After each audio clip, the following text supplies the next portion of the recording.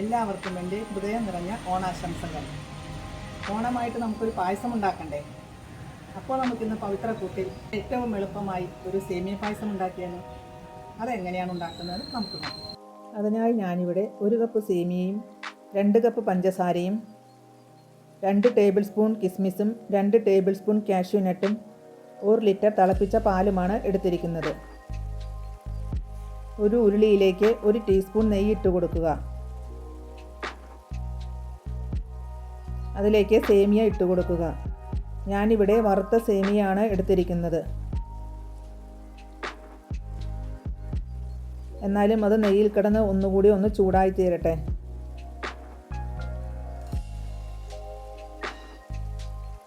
അതിലേക്ക് 2 കപ്പ് വെള്ളമാണ് ഒഴിച്ചു കൊടുക്കുന്നത്.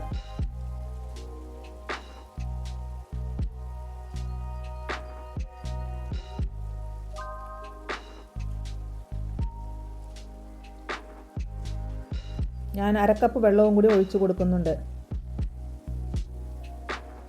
സേമിയ അതിൽ കിടന്ന് നല്ലവണ്ണം വേവട്ടെ.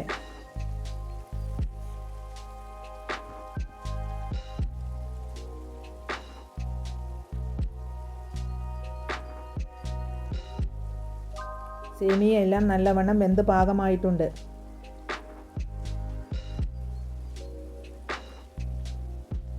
ഇതിലേക്ക് പഞ്ചസാര ചേർത്ത് കൊടുക്കാം. പഞ്ചസാരയും സേമിയയും കൂടി നല്ലവണ്ണം ഇളക്കി യോജിപ്പിച്ച് കൊടുക്കുക.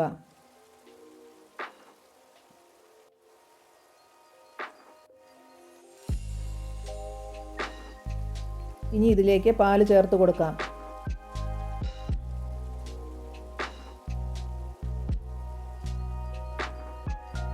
പാലും പഞ്ചസാരയും സേമിയയും കൂടി നല്ലവണ്ണം ഇളക്കി യോജിപ്പിച്ച് കൊടുക്കുക.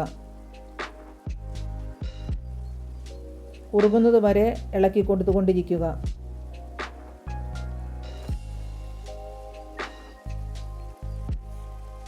പായസം ഇപ്പോൾ നല്ലവണ്ണം കുറുകി പാകമായിട്ടുണ്ട്. ഇനി ഒരു പാനിലേക്ക് 1 ടീസ്പൂൺ നെയ്യ് ഒഴിച്ചു കൊടുക്കുക. അതിലേക്ക് കാഷ്യൂ നട്ട് ഇട്ട് കൊടുക്കുക.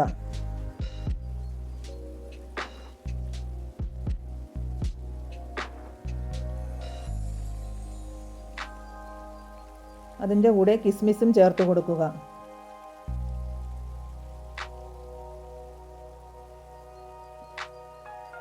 രണ്ടും കൂടി നല്ലവണ്ണം ഇളക്കി മൂപ്പിച്ചെടുക്കുക. ഇനി ഈ കൂട്ട് നമുക്ക് പായസത്തിലേക്ക് ചേർത്ത് കൊടുക്കാവുന്നതാണ്. എല്ലാം കൂടി ഇളക്കി നല്ലവണ്ണം യോജിപ്പിച്ചെടുക്കുക. ഏറ്റവും സിമ്പിളായിട്ടുള്ള ഒരു റെസിപ്പിയാണിത്. അങ്ങനെ നമ്മുടെ സേമിയ പായസം റെഡി ആയിട്ടുണ്ട്. എല്ലാവരും ഒന്ന് ട്രൈ ചെയ്ത് നോക്കൂ കേട്ടോ.